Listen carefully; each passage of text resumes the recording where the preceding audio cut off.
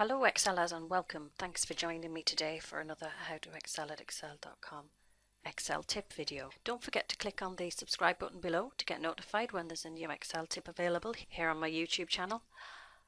And if you want to sign up for the How to Excel at Excel newsletter, which gives you 3 free Excel tips every month direct to your inbox, there's a link below in the description box there. And when you sign up, you'll get my free ebook, which has got my top 30 Excel tips. Okay, let's get started on today's Excel tip. Hi Excelers, welcome back to another How to Excel at Excel.com video. Today I'm going to show you how to deal with a formula error. We're going to look at how to deal with the divide by zero formula error, how to avoid it if you want to.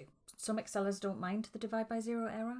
Personally, I'm not a fan, and whilst I like to be aware of any errors that Excel might flag to me on a presentation or a dashboard or a report, I think that it does benefit from being tidied up some.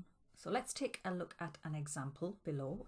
I've got some simple call center data and I've an extract for a couple of days where the number of calls, where we have the number of calls taken and the number of calls that were dropped or not answered in time.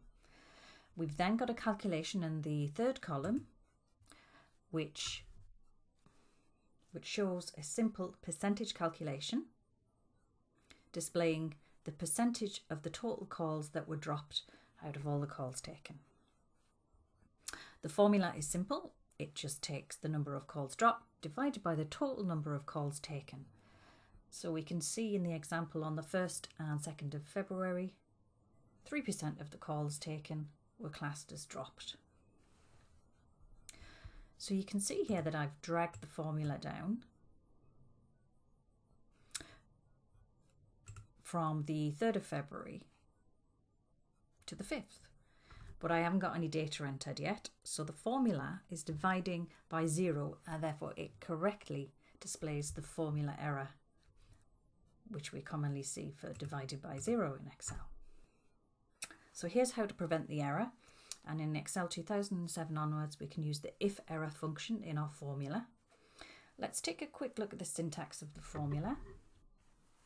It is equals if error, value, value if error. So the function will return value if error if the expression is an error.